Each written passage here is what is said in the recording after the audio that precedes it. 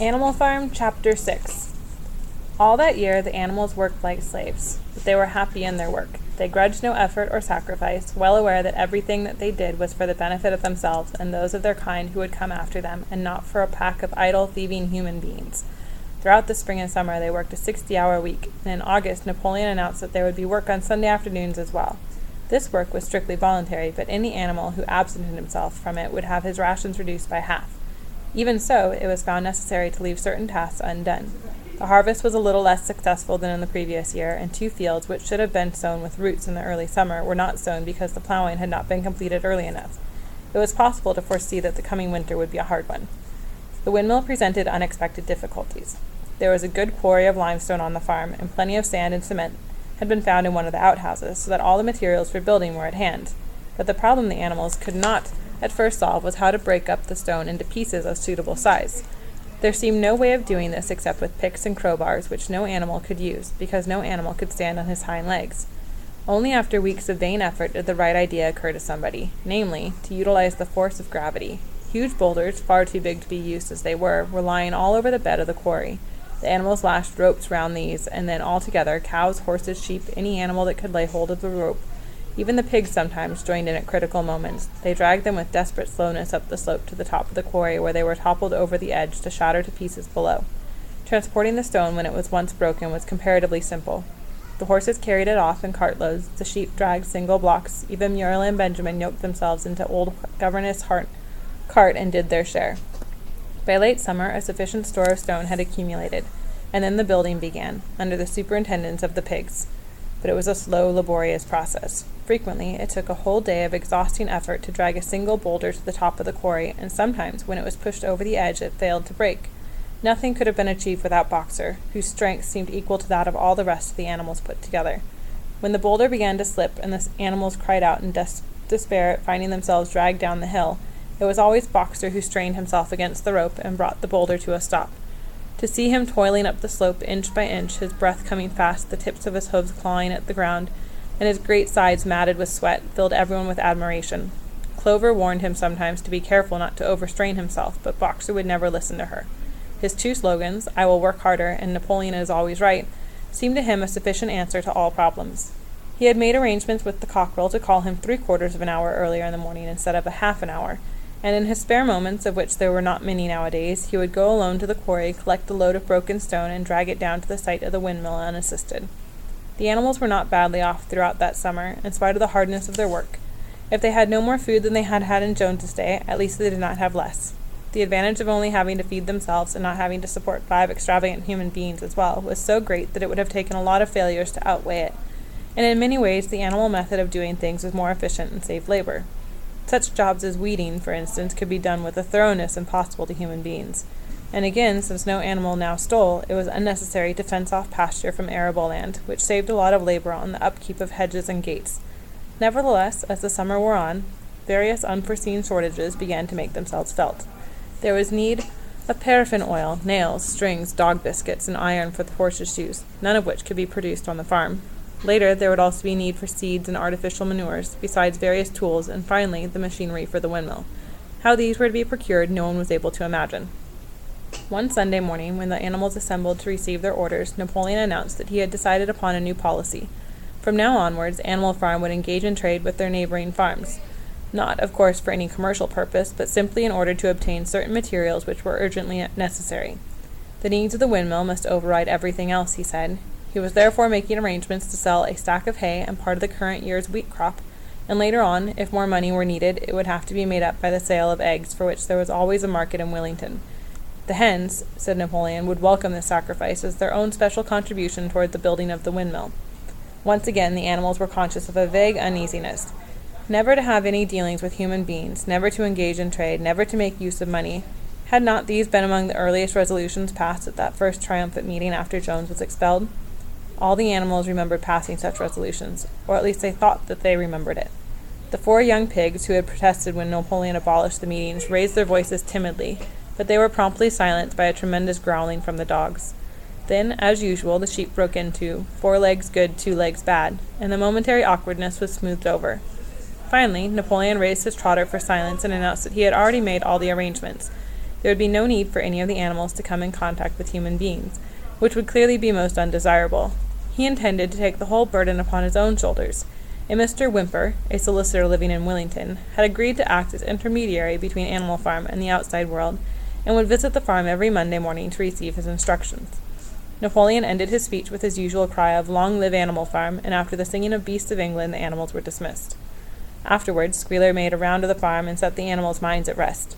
He assured them that the resolution against engaging in trade and using money had never been passed or even suggested. It was pure imagination, probably traceable in the beginning to lies circulated by Snowball. A few animals still felt faintly doubtful, but Squealer asked them shrewdly, "Are you certain that this is not something that you have dreamed, comrades? Have you any record of such a resolution? Is it written down anywhere?" And since it was certainly true that nothing of the kind existed in writing, the animals were satisfied that they had been mistaken.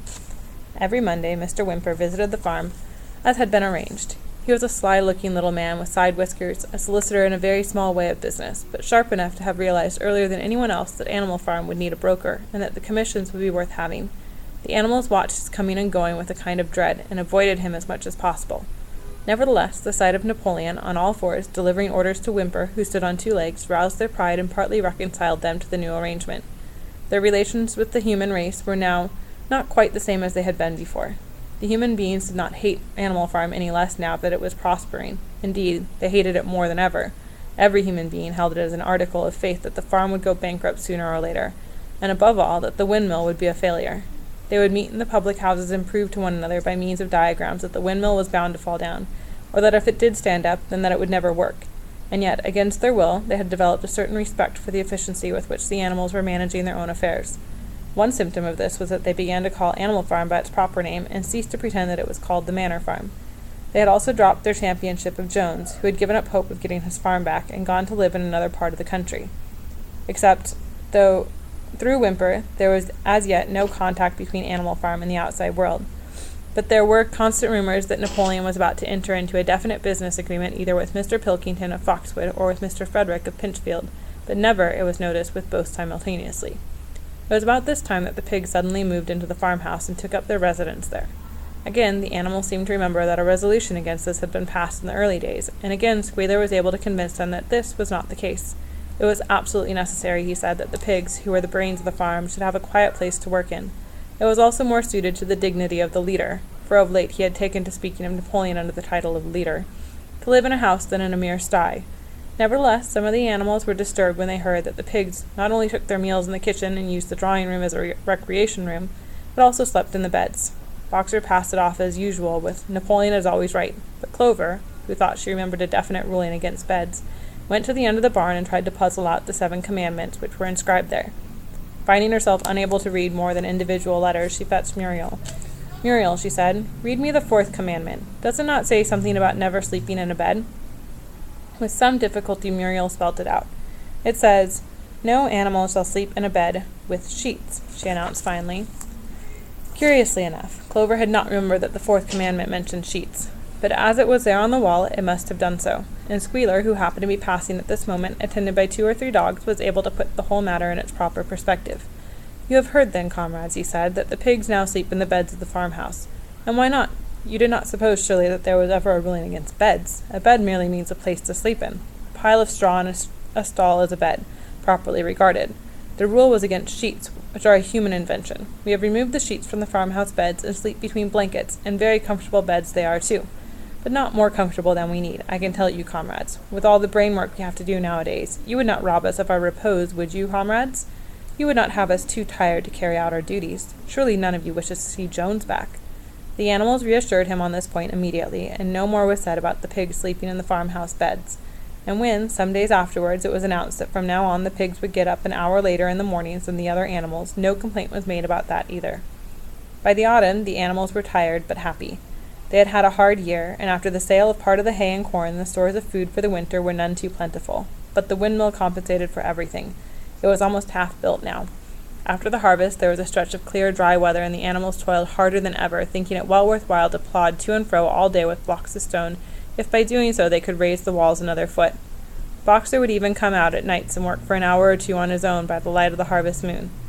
In their spare moments, the animals would walk round and round the half-finished mill, admiring the strength and perpendicularity of its walls, and marveling that they should ever have been able to build anything so imposing. Only old Benjamin refused to grow enthusiastic about the windmill, though. As usual, he would utter nothing beyond the cryptic remark that donkeys live a long time. November came, with raging southwest winds. Building had to stop because it was now too wet to mix the cement. Finally, there came a night when the gale was so violent that the farm buildings rocked on their foundations and several tiles were blown off the roof of the barn. The hens woke up squawking with terror because they had all dreamed simultaneously of hearing a gun go off in the distance. In the morning, the animals came out of their stalls to find that the flagstaff had been blown down and an elm tree at the foot of the orchard had been plucked up like a radish. They had just noticed this when a cry of despair broke from every animal's throat. A terrible sight had met their eyes. The windmill was in ruins. With one accord, they dashed down to the spot. Napoleon, who seldom moved out of a walk, raced ahead of them all. Yes, there it lay, the fruit of all their struggles, leveled to its foundations. The stones they had broken and carried so laboriously scattered all around. Unable at first to speak, they stood gazing mournfully at the litter of fallen stone. Napoleon paced to and fro in silence, occasionally snuffing out at the ground. His tail had grown rigid and twitched sharply from side to side, a sign in him of intense mental activity. Suddenly he halted as though his mind were made up. "Comrades," he said quietly, "do you know who is responsible for this? Do you know the enemy who has come in the night and overthrown our windmill? Snowball!" He suddenly roared in a voice of thunder. "Snowball has done this thing, in sheer malignity. Thinking to set back our plans and avenge himself for his ignominious expulsion, this traitor has crept here under cover of night and destroyed our work of nearly a year. Comrades, here and now I pronounce the death sentence upon Snowball, animal hero second class, and half a bushel of apples to any animal who brings him to justice. A full bushel to anyone who captures him alive." The animals were shocked beyond measure to learn that even Snowball could be guilty of such an action. There was a cry of indignation, and everyone began thinking out ways of catching Snowball if he should ever come back. Almost immediately, the footprints of a pig were discovered in the grass at a little distance from the knoll. They could only be traced for a few yards, but appeared to lead to a hole in the hedge. Napoleon snuffed deeply at them and pronounced them to be Snowball's. He gave it as his opinion that Snowball had probably come from the direction of Foxwood Farm. "No more delays, comrades," cried Napoleon when the footprints had been examined. "There is work to be done.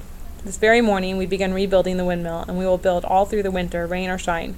We will teach this miserable traitor that he cannot undo our work so easily. Remember, comrades, there must be no alteration in our plans. They shall be carried out to the day. Forward, comrades. Long live the windmill. Long live Animal Farm."